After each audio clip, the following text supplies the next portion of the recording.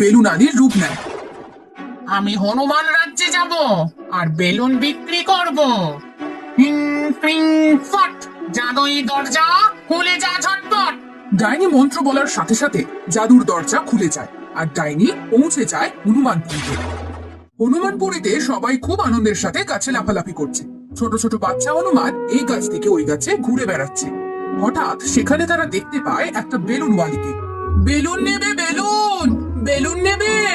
Balloon দেখে হনুমানরা সবাই ডাইনিকে ঘিরে ধরে আর সবাই একটা করে বেলুন নিয়ে চলে যায়। ডাইনি দেখে দূরে দাঁড়িয়ে একটা হনুমান বাচ্চা কান্না করছে। কি হয়েছে খোকা, তুমি কাঁদছো কেন? আমার বেলুন নেই। তা কি হয়েছে? চলো আমার সাথে চলো, আমার ঘরে অনেক বেলুন আছে। সত্যি বলছো? তোমার ঘরে অনেক বেলুন আছে? চলো চলো।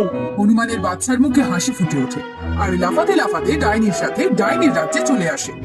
ডাইনির রাজ্যে প্রবেশ করার সাথে সাথে ডাইনি আসল রূপে ফিরে আসে আর তাকে দেখে হনুমানের বাচ্চা কান্না করতে থাকে। প্রথম বাচ্চাটা আমি একদম ঠিকভাবে এনেছি। এই চুপ চুপ, একদম চুপ, একদম কান্নাকাটি করবি না, তাহলে ঘর মটকে দেব। বাচ্চাটা ভয়ে চুপ করে যায়। ডাইনি তাকে খাঁচায় আটকে রাখে। পরের দিন ঠিক একইভাবে ডাইনি আবারও চলে যায় হনুমান রাজ্যে। তবে এবার সে আইসক্রিম ওয়ালি সেজে গেছে। আইসক্রিম নেবে গো, আইসক্রিম আইসক্রিম নেবে, আইসক্রিম। ডাইনি দেখে তাকে দেখে একটা ছোট্ট বাচ্চা হনুমান এগিয়ে আসছে হাসতে হাসতে। তোমার কাছে কোনো চকোবার নেই? সেটা তো বাড়িতে রয়ে গেছে, আনতে ভুলে গেছি। তা যাবে নাকি আমার সাথে আমার বাড়ি সেটা আনতে? চলো চলো, এখনই চলো, আমি যাবো তো। এবারও সেই হনুমানটা হাসতে হাসতে ডাইনি বুড়ির রাজ্যে ডাইনির সাথে চলে আসে। ডাইনি তাকে আবারও খাঁচায় বন্দি করে। দুজনে কান্না করতে থাকে। ডাইনি পরের দিন আবারও একটা খুব করে বুড়ি সেজে হনুমানপুরীতে প্রবেশ করে। আমাকে কেউ বাড়ি পৌঁছে দেবে? আমাকে কেউ সাহায্য করবে? তোমার বাড়ি কোথায় গো বুড়িমা? চলো আমি তোমাকে পৌঁছে দিই। এই বলে বাচ্চা হনুমান হাসতে হাসতে বুড়িমাকে সাহায্য করতে এগিয়ে আসে আর সেই সুযোগে ডাইনির সাথে চলে আসে ডাইনির বাড়িতে। এইভাবে একজন দুজন করতে করতে 5টা বাচ্চা জোগাড় করে ফেলে ডাইনি। আর দুটো বাচ্চা,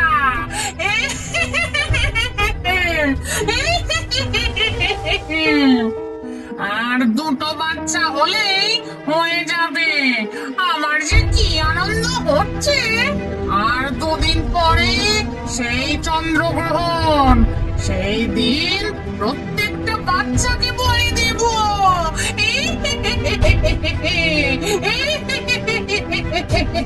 কর বলছি, ঘুমোতে দে আমাকে। ডাইনির ধমকানিতে বাচ্চাগুলো চুপ হয়ে যায়। ওইদিকে হনুমানপুরীতে বড় হনুমান সবকিছু লক্ষ্য রাখছিল। সে দৌড়াতে দৌড়াতে হনুমানপুরীর রাজার কাছে পৌঁছায়। রাজামশাই জয় হোক, আমাদের রাজ্যে বড় বিপদ। এক এক করে 5টা হনুমানের ছানা অদৃশ্য হয়ে গেছে রাজামশাই। কি করে সম্ভব? আমার রাজ্যে শিশুরা কোথায় গেল? খোঁজ করো। চারিদিকে হনুমান ছোটাছুটি করতে থাকে, বাচ্চাদের খোঁজ করতে থাকে, কিন্তু কেউ কোথাও তাদের খুঁজে পায় না। এক কাজ করো, তান্ত্রিক বাবাকে ডেকে আনো।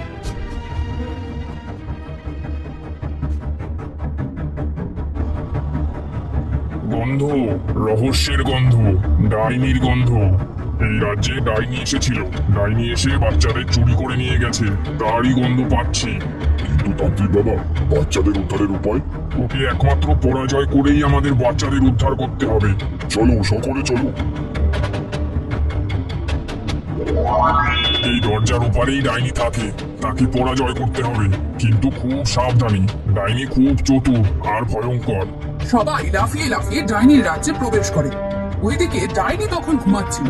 হঠাৎ করে বিভৎস শব্দে তার ঘুম ভেঙে যায়। কে এসেছে আমার রাজ্যে এখন? কে এলো?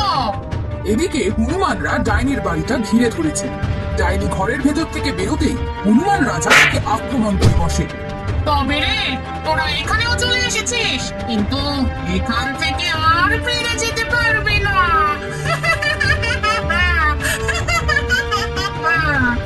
ভয়ঙ্কর ভাবে হেসে ওঠে ডাইনি।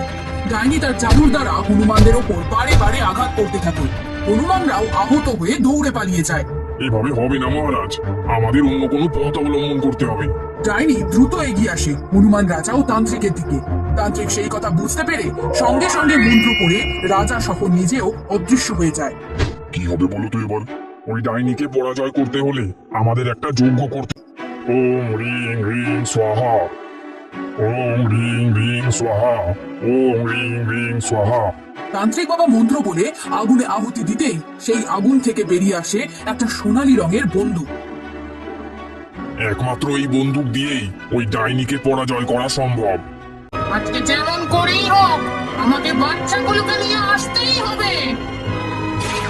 আজকে ডাইনি এক বুড়ি বেলুনালির রূপে হনুমানপুরীতে প্রবেশ করে। আমাকে কেউ চিনতে পারবে না। দুটো বাচ্চা হনুমান ডাইনির কাছে আসে আর বলে, আমাকে একটা বেলুন দাও, আমাকেও দাও, আমাকেও দাও। হনুমান রাজা বন্দুক হাতে আশেপাশেই পায়চারি দিচ্ছিলেন। হঠাৎ অচেনা মানুষকে তাদের রাজ্যে দেখতে পেয়ে তার দিকে এগিয়ে আসেন। ডাইনি ভয় পেয়ে যায়, দ্রুত বাচ্চার হাত ধরে সেখান থেকে পালাবার চেষ্টা করে। চল চল, তাড়াতাড়ি চল। বাচ্চা দুটোর হাত ধরে টানতেই বাচ্চা দুটো কান্না করতে শুরু করে। ডাইনির রাজ্যে প্রথমবার দুটো বাচ্চা কাঁদতে কাঁদতে পা রাখে।